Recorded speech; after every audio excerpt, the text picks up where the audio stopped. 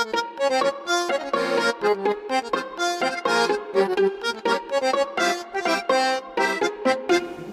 very popular question that I get a lot after the holidays is that we just had such a high 3.5 weeks of an adrenaline rush and such a condensed ball of energy that you get to some high and then one day it's over. And it's more than that, because for 30 days in Elul, I mean, if you're really taking your action seriously, so for 30 days you really are immersed in doing tshuva and really trying to figure out where I went wrong, where can I refine myself, and when you're really immersed in it, then you have 30 days of very intense concentration of how do I get rid of the bad things, how do I do tshuva for the good things, how can I not only get rid of the bad things, but how am I changing my path? Because the real way to do tshuva is to look back and say, I'm not so happy with this, and this. And to say, I want to change that.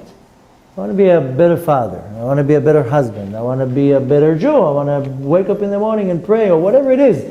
This is the real essence of tshuva. It's not to say, I was so bad and I talk lashon hara and I lie and I steal. That's one part of it, to get rid of the bad. But the real essence of tshuva is, how am I changing my path forward? I spoke about it in one of the classes before Rosh Hashanah, that really the way Hashem is judging us on Rosh Hashanah is not of how bad I was the previous year. Yeah, He's looking at that too. But the real judgment that is going on Rosh Hashanah is, how am I planning and willing to change the year after? Hashem sees everything. Hashem knows my thoughts. Hashem knows my intention. Hashem also sees into the future. Because the real concept of tshuva is, just to give one example out of many, you might not relate to that, is a man is obligated to pray 3 times a day in a minyan. And the reality is, that's the reality, that most men don't make the 3 minyans a day. If they do, that's very, very special. Some men, they have no problem. They don't have a yetzer hara with that. They'll be the first one. But most men, okay, I'll pray at home, I'll do this, I'll catch up later. And I know many men that they're saying, this is what I was really not happy the last year. Next year I really want to put my mind into praying every day in a minyan. So in the judgment day, in the turning point, Hashem is going to look back of how many times I missed a minyan, but more going to judge me how excited I am and how motivated I am that next year I'm actually going to really put an effort to change that. And this is really where Hashem is judging me. He says, okay, I'll forgive you for the past if you really do tshuva. If you're really willing to accept on yourself the change, I'll forgive you. That's the deal. You do tshuva, I will forgive you. But real tshuva, not fake. Not fake because right now it's Rosh Hashanah. But the real judgment is, Hashem says, okay, now let's see how serious you are for the future. Let's see how motivated you are to really change something. And that's why the real tshuva, you can't do it off by heart. You can't sit in the synagogue while they're blowing the shofar and say, wait a minute, what did I do? I have 4 minutes now when they're blowing the shofar. That's not how you do tshuva. The right tshuva is, you take a piece of paper, like this, like how I do, and you take a pen, and you start writing down the things that you like, the things that you don't like, the things that you can't stand in yourself, the things that you would want to do. You make a whole breakdown. This is really how you do tshuva. By saying, I'm very not happy with the fact that I can't control my anger. Next year, this is my goal. To really not get upset. And really not to get affected by when people say things to me. And I really want to work on my patience. Or whatever it is, I'm just throwing all sorts of ideas. I will not able to fulfill my desire if I don't have a note stuck somewhere. If it's just sitting in my head, it's not going to stay there. We have a custom in our home, I'm sure we're not the only one who do it, But every time that one of the family members has a birthday, then we do a party. And in the party, the birthday person says out loud the resolutions. We call it a hachlata, a good decision, but says out loud the resolution for the coming year. But you have to have as many resolutions as your age. So if you're 5, you take 5 good decisions. If you're 9, then 9. And yesterday I was in trouble, 43. A lot of achlatot. I need like a whole notebook. But so one of my boys turned 9 a few months ago, and we wrote down the achlatot. And I don't even know why, a few days ago, the paper pops up. And I look at it and I'm like, okay, let's see how you were doing. First resolution, check. You're doing it. Second one, check. Third one, not every day, but at least you change. And then we got to the 3 or the 4 that nothing happened. Nothing changed. I told him, why aren't you doing that? He's like, you know what? I totally forgot. I remembered the number 1, number 2, number 3. I didn't remember 7 and 8 and 9. And I was like, look how smart we are that we wrote it down, because you would not remember. So we're standing in the day of one of the most holiest day of the year, on Rosh Hashanah, and this is called Judgment Day. This is Yom Adin. Even though we think that Yom Kippur is the day, but really it's Yom Rosh Hashanah that we are judged. And again, just to reiterate, we are judged on what we are willing to change. Of course, we're judged on our acts, I'm assuming that you did the right tshuva. I mean, we all come to Rosh Hashanah with the intention to do tshuva, meaning that I'm willing to not repeat the bad act, and I regret it, and I take on myself not to do it, and I'm willing to change. That's the right tshuva. Assuming I did the right tshuva, then let's ignore the past right now. But the judgment right now is okay. Hashem said, I'll forgive you for the past. Now what? What are you doing now? Are you really going to change what you think is not appropriate? Are you really aware of what you're not doing right? That you have a roadmap? What's the action now? So now what happens is we get all excited from Rosh Hashanah. Then we're in this state of haze, 10 days of tshuva, I gotta get my act together. Then comes Yom Kippur, and I'm starved to death. And then the next day, I'm hit with another challenge. And then from Yom Kippur to Sukkot, I have 3 days, get a lulav and this and a tog and build the sukkah. It's a lot of pressure. And then in the Sukkot, all the meals and this and the lulav and the shmulav. I mean, you have like 3.5 weeks of every day, it's you're busy. Then comes Simchat Torah, and then so we're like 3.5 weeks. We're not really concentrating, and it's not the time to concentrate on what's going to happen. It's time to concentrate on the moment. But the reality is that there's a reason why all the holidays are condensed into 1 month. It's not by chance. Not that Hashem, turned the dreidel and said, okay, let's see which holiday, okay, let's throw them all in 1 month and finish with it. I gave a class right before Rosh Hashanah where I explained that from Rosh Hashanah till Hoshana Rabbah, it's one holiday. It's one stretched holiday. And it's maybe has different names, and there's breaks in between, but the reality that it's one entity. And if you miss that class, then go to it and look for it on the website, because it's important to understand how Rosh Hashanah is interconnected into Yom Kippur and how it's all together. So we have this unbelievable power, this energy, and we might not feel it. But just the fact that I sit in a sukkah, and just the fact that I fast for 24 hours, and just the fact that I listen to a shofar, and I shake I'm not even noticing what's going on. But inside, this unbelievable energy is elevating me to a very high place, and then in one shot, that's it. There, I woke up now in the morning, now what? Okay, so now I have to tear the sukkah down, and now I'm back to normal. And where you see it, it's funny. I saw it today in the morning, that where do you see that it's like a change of a spiritual altitude, that neither one of my kids woke up to school today. Because, they had such a high. So my wife was like, okay, their bedtime was messed up, they went to sleep every day late, and I was like, yes, but they're also on such a high, and suddenly the high, all the pressure goes down, they lose their spiritual altitude. So yeah, of course, so they got messed up with their bedtime, but neither one of them woke up in the morning. I wasn't at home from 6 in the morning.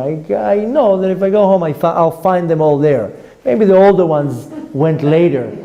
So, but you just comes to see, because kids are so sensitive, then most people when they travel, they suffer from jet lag.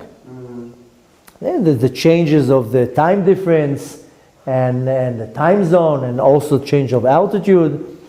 So kids are very sensitive, so you see it in them in a much more obvious way. But even us, it's such a high. We went from one Yom Tov meal into another Yom Tov meal into another. We don't even notice, but now what happens is the pressure goes down.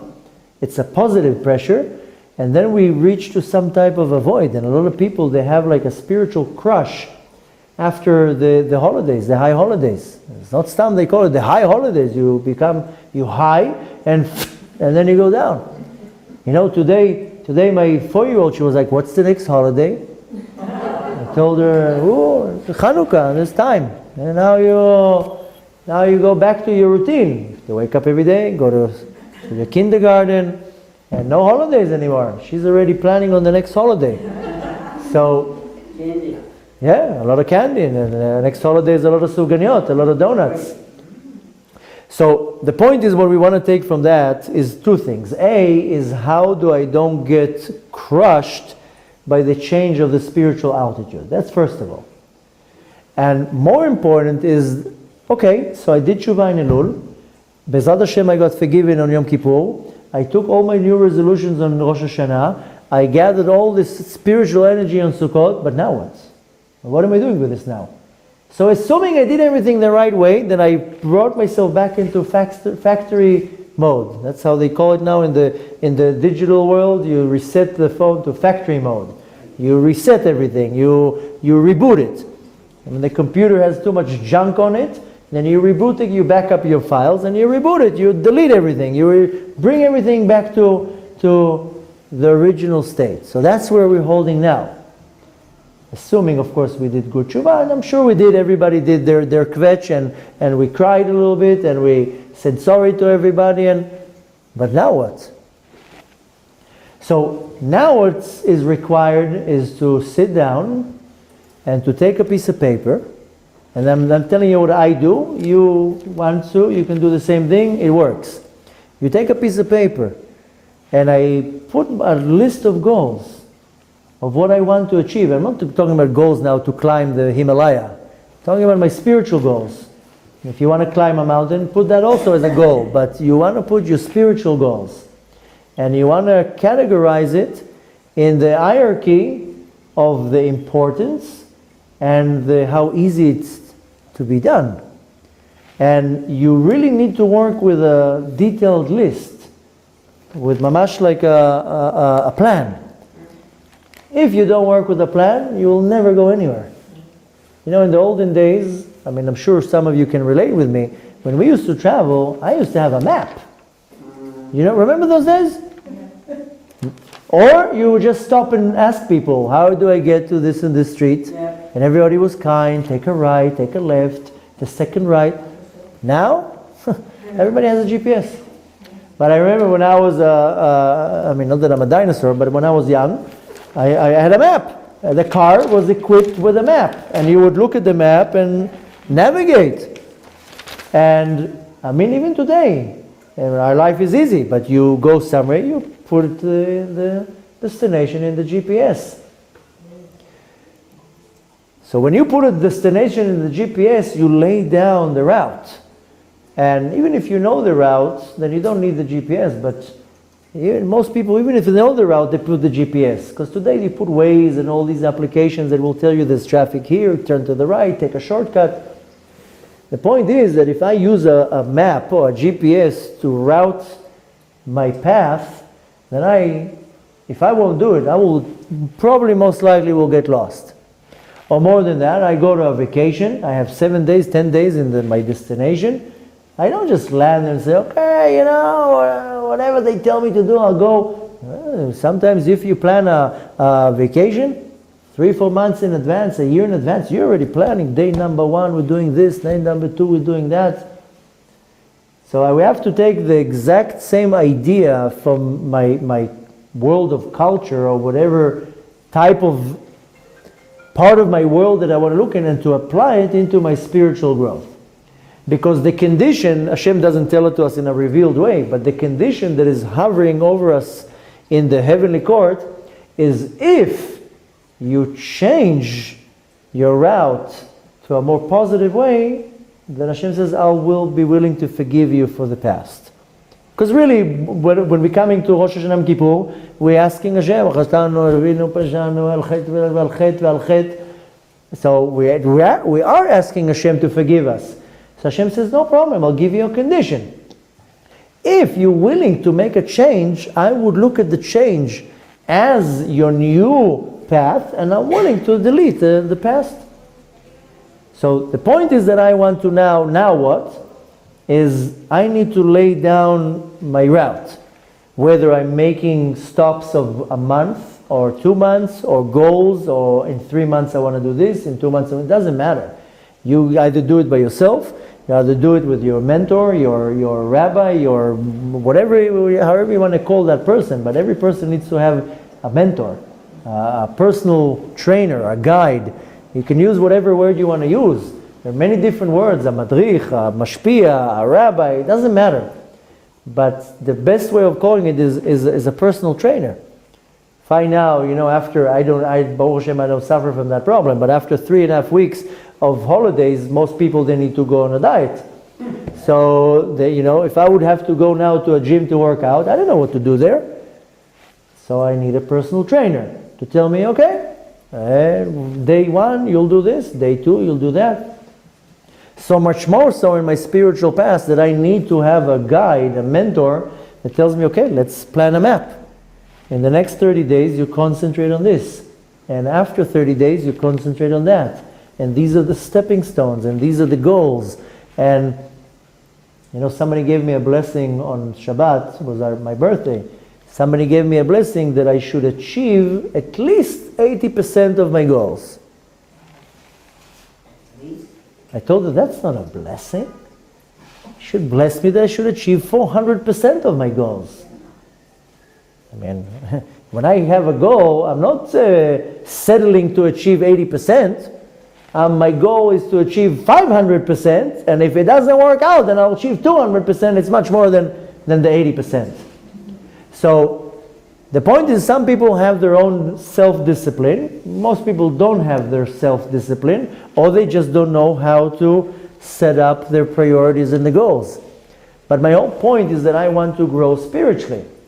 And my spiritual growth doesn't mean that my suit is going to turn more black or my beard is going to become more longer.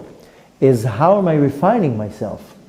And it's not necessarily how many hours I still learn Torah and how beautiful I move my body when I pray. This is not a spiritual refinement. These are just tools. My spiritual refinement is I look at my character traits. And this is what's called midot, my attributes. It's not really an attribute, it's more of a character trait. And the right way of doing it is to take a piece of paper, and that's what I do, and I put a line in between, in the middle. And on the right, I write my positive character traits, and on my left, I write the negative character traits. And there's no such a thing that a person doesn't have positive character traits. We all have at least a bunch of them. Charitable, constantly positive, very helpful, whatever it is. We all have good character traits. And we also have some not good ones. And you have to be a little bit humble and to write, I'm not patient, and I'm very judgmental, and I lose my temper, and I answer back, and I scream, and whatever it is. But I have to be aware of where I'm not so great, and to make myself a plan. I have a problem with anger, so this month I'm going to work on not getting upset 20% of the time that I usually get upset. Or I'm not going to really get my anger out on my loved ones. What does my wife have to do with I have a problem with anger? Why should she get the ricochet? The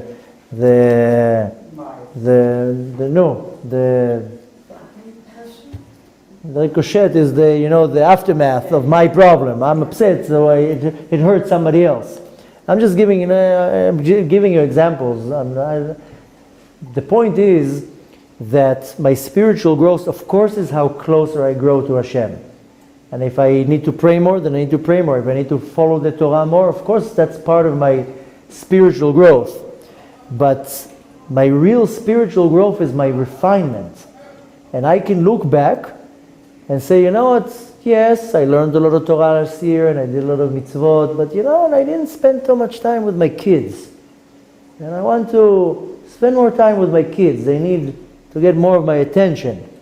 Or whatever it is, I'm not talking about myself. I'm throwing different ideas that you understand that my spiritual growth, or if you want to look at it in a different way of saying, if my condition that Hashem will forgive me for all the baggage from last year, is if Hashem says, if I see change. And you know where I learn it from? I don't have to go so far. I look at it with me and my kids. And my kids, they're normal kids. Sometimes they do some bad things, like all kids.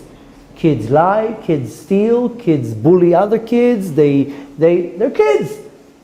Better them doing it when they're kids, when they're in their 20s. But the reason why the kids have the nature to do that is that they can be refined. And I always do the same thing with my kids, and I tell them, let's say chas v'shalom, I catch one of the kids do something not so good and I punish them.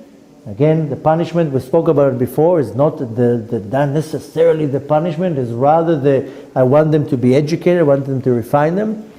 But I also make deals with them and I tell them, if I see a change, then I will annul the punishment, I will forgive you. And the point is that that's exactly what Hashem says. I want you to see a change. I know where you failed, I know where you succeeded, and I want to see a change. And that's really, really what needs to be right now in my highest priority. Okay, I passed Tishrei, that's it, we're done with it. I hopefully pumped as much as energy as possible from these 3.5 weeks. Because whether you feel it or not, we pump so much energy. You just sit a minute in the sukkah, you are being charged with unbelievable energy. On Friday, on Sukkot, we had here a very big meal. 3 o'clock in the morning, we're already kind of wrapping it up. This guy walks in out of nowhere, and he's like, do you have any food? I'm like, yeah, we have a lot of leftovers. We have this salad, that salad. He's like, no, something to munch on. Oh, yeah, we have some cakes, and he was starting to apologize. No, it's not for me, it's my wife. His wife at 3 o'clock in the morning told him, go find for me something to munch on. So anyways, long story short, very special Jew, very special individual. We started talking, and a very the right term in English, in Hebrew you would say somebody with a lot of spice. So he looks around, wow, this place is great, and he sees all the food, and he tells me, tell me about you in 30 seconds. I said, I'll tell you about me in 3 seconds. So I pull out one of my cards, in the entrance with my before picture. Told him, here. See, I don't need to tell you anything. So he says, okay, this has to be 3 hours or 3 seconds. So we started talking, we get very friendly, and we sat down here till 6 in the morning. So anyways, we're sitting in the sukkah, and I told him I want to have a cup of tea. So we're sitting in the sukkah, and he's getting lynched by mosquitoes. I'm sitting with my cup of tea, and he's like, he can't take it. He's like, let's go in. I told him, I want to sit in the sukkah. So he was literally getting lynched by the mosquito. It was unbelievable. I was just sitting there and they're all attacking him. So, and he was really like, at some point, like really, really, really losing it. But the point is that he kept saying, let's go inside. And I told him, what do you think? There's no mosquitoes inside. There's also mosquitoes inside. But listen, wait, every minute in the sukkah, the meter is, ticking for our benefit. Just sit in the sukkah. Drink your tea, eat your cookie, whatever it is. So we don't really realize how much energy we're absorbed. We really don't realize that. Even if you went in Simchat Torah to the Akafot, even if you didn't do anything, it was just the energy of the Simcha, of the happiness, and the Sifrei Torah, the Torah scrolls out, and just the energy you absorbed, you don't even realize what you absorbed. I mean, I'm not chas v'shalom putting anybody down. I mean, you might have realized, I don't realize what I absorb, because it doesn't come in a revealed way. But you really feel it in the couple days after the holidays. So right now, what is required right now, in the month of Elul, I had to do tshuva. Rosh Hashanah, I had to buy new clothes, right? And then Yom Kippur, go on a diet. Then Sukkah, I have to build a sickle. There's constantly a preparation. Now, Hashem says, okay, that's it. I gave you a lot of energy. Now I want you to put down the list of your, I don't like using the word resolutions, but your list of goals. And if you are willing to change and to refine yourself and to really put effort, I'm not saying you're going to be successful, but I want to see the motivation. And I want to say, when I'm saying I'm not saying me, I'm saying Hashem says, I want to see motivation. I want to see excitement. You know that today, the shuls were more full than usually, because people are the men. I mean, I don't know how with the women. The men were like, yeah, first day after Tishrei, I'm going to show up to the 5 o'clock minyan. And we started today, Baruch Hashem, a very historical event. Today we started the men's program, and we had a lot of men. They came with red eyes, like tired, but they came. I was like, okay, let's hope the minyan of the people coming will be like this every day. Half of them were sleeping on the table, but they made it. And I was like, Baruch Hashem, kol hakavod, it's a good start. So we have this energy. It's going to wear off very fast, by the way. No, it's not to do that somebody's worse or better than the other, but it wears off pretty fast. The point is that we want to take the momentum and we want to really sit down and say, okay, where am I really refining myself? And how am I doing it, and with what system? And I really find on myself, that's how I do it. Again, you can take my advice, you can do whatever you want. I write it down. I really write it down, and I don't tuck it into some library. I have it in front of me, that I work very well with lists. You see me always with papers because I have a system. So I know what I need, what are my chores for today. And if I have some extra time, great. And if my goal right now, okay, let's stretch it till Hanukkah. Till Hanukkah I want to achieve A, B, and C. What do I need to achieve for that? Okay, I need to work on this and I need to work on that. This is really what one needs to do the days after Rosh Hashanah, after the whole holiday of Tishrei. And the answer of what's the remedy or the solution for the fact that we lose this spiritual altitude is that if I'm really busy in my mind of setting my goals, but really saying, oh, this time I'm doing it, and again, it doesn't matter if you really, how successful you're going to be, because we always start with a lot of energy and then 50% we don't really do. But that's not the point. It's the motivation, the desire, the will. That's what actually balances the spiritual altitude that I'm talking about, because you are busy with elevating yourself back up. And you're saying, okay, I don't pray every day. Women are obligated to pray every day. Don't believe the people who tell you that women are exempt from praying. It's not true. This is halakha in Shulchan Aruch. Women have to pray at least once a day. They can choose which one. They're not bound to time, but they still have to pray. And many other prayers. It's not only the prayer of praying Shacharit, Mincha, and Arvit. A woman is obligated in praying Kriyat Shema L'Mitah or saying Birkat Hamazon. And the point is that there are many things that one can look and say, where can I refine myself in Avodat Hashem? and where am I adding these little things? What can I actually do? And more than that is in my self-refinement.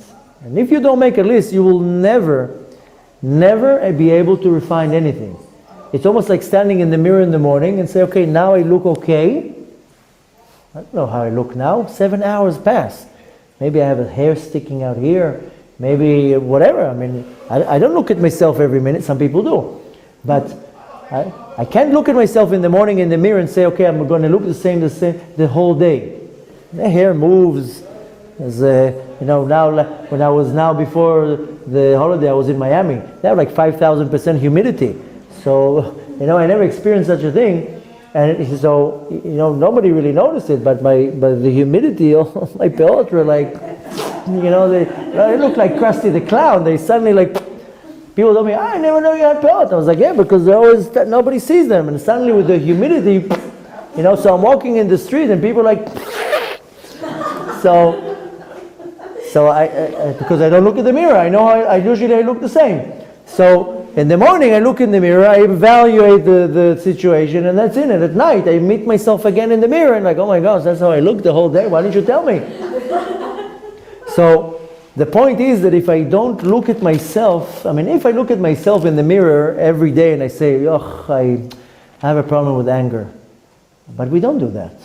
You don't look at it. When you look at the mirror, you usually see the epiphany of perfection. You look in the mirror and you're like, whew. You look at all the angles and you marvel the perfection of God creation. You're like looking and you're like, wow, God really outdid himself here. There's no mistake, there's no errors here. This is the Tzelem Elokim. This is the figure of Hashem. There's no blemishes in this creation.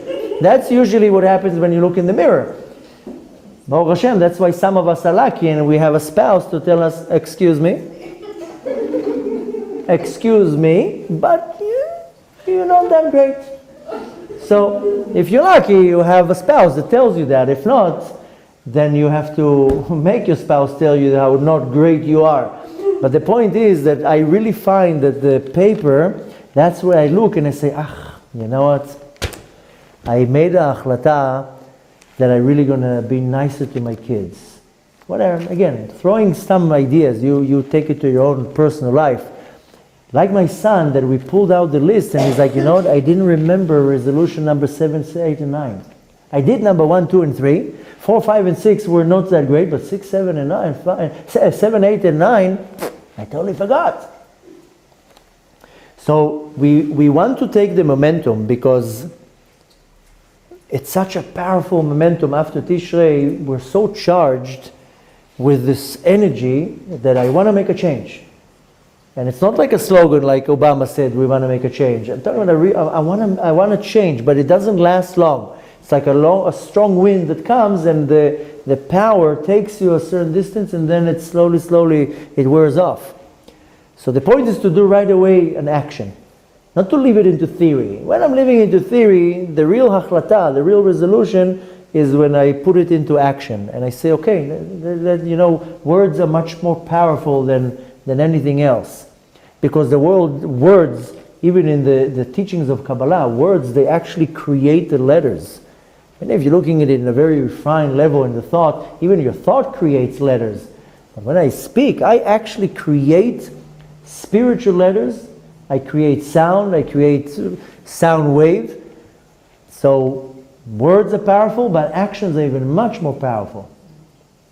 So my highest recommendation and suggestion is that you either do it by yourself, if you can, or if you have a guide, a personal guide, a mashpia, a madricha, whatever it is, it doesn't matter. That you sit with the person and says, you know what, I want to do A, B, and C. The advantage of the guide, that the guy can tell you, A and B, I agree with you. C, that's a little bit above your level. Why don't you concentrate just on A and B? Because sometimes we do build too high of expectations of ourselves. But the point is really to utilize the opportunity, A, that I have the momentum of the month of Tishrei, which is a real, unbelievable, like a nuclear reactor of energy, of positive energy. And not only that, it's the most auspicious time. Usually when Tishrei ends, I mean, it's not usually, that's how it works, we start reading the Torah, and we start with Bereshit.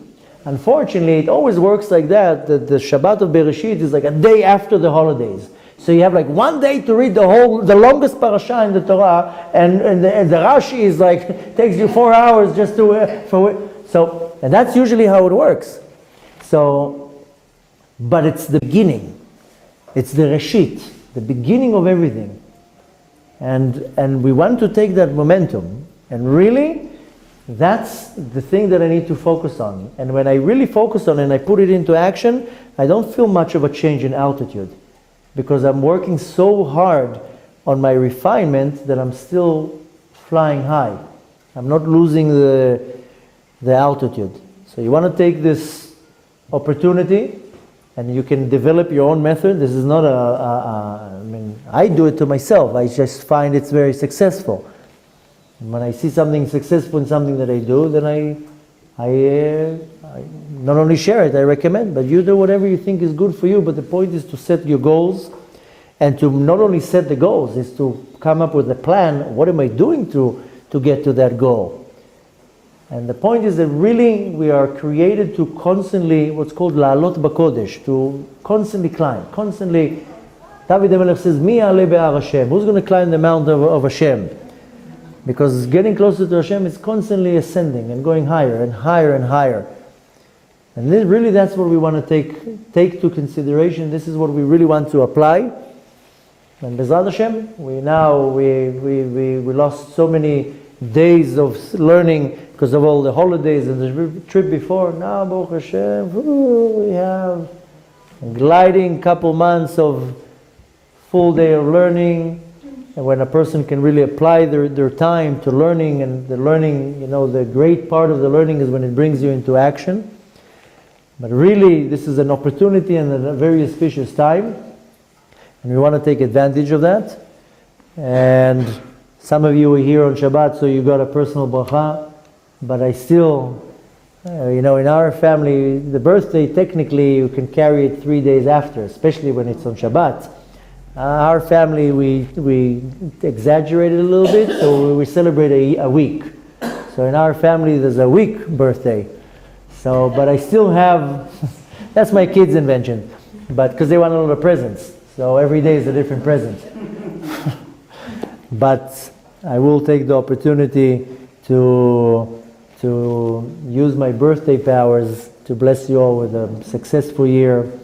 A year of happiness and fulfillment and health and nachat from your spouse and kids, and the ones who need to find their spouse should find it in the best and easiest way possible, and everything that your heart desires should be fulfilled in the best way possible, and Hashem should guide you in everything that you do to bring you to the place where you will reach the best and highest refinement that you can. And B'ezrat Hashem, that we should all merit to see this year the coming of Mashiach with our own eyes. It's a very auspicious time, a very powerful year for the coming of Mashiach. We really need to get our act together. I know we're saying it a lot, and people saying already we heard about it, but this is a very, very, very crucial year. And we really have a more opportunity to bring the redemption. And each and every one of us, and not I'm saying that, this is based on many teachings, and the main righteous person that I'm talking about is the Ari Kadosh, and he brings so many different sources, how specifically the year 5778 is a very, very powerful time to bring the redemption, and it's up to us. So the goals that we are achieving to us should be, and also with taking into account that I'm not only doing it for myself and to my own self-achievement and my self-refinement, I'm doing it to the entire world. So when I have a little kvetch, it's not only for me, it's for the entire world. And chas v'shalom, I'm about to do something negative, the entire world will be affected from that. And when so much more so when I do something positive, then the entire world will benefit from that. B'ezrat Hashem should have a successful year. And the most important thing, it should be done with simcha, with true happiness, a real simcha in our heart, and nachat, what's called menuchat hanefesh, which should be done in a very calm and happy way. Hashem should bless us to see the coming of Mashiach very soon.